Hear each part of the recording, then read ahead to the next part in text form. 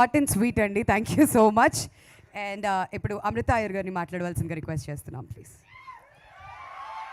అందరికీ నమస్కారం.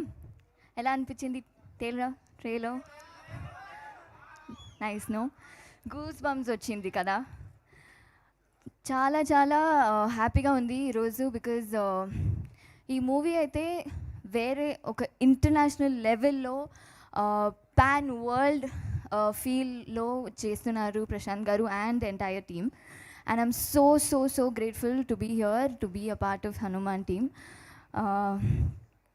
Yes, so మీరందరూ చెప్పినట్టు మూవీ ప్లీజ్ థియేటర్లో వెళ్ళి చూడండి. It's releasing on Jan 12th.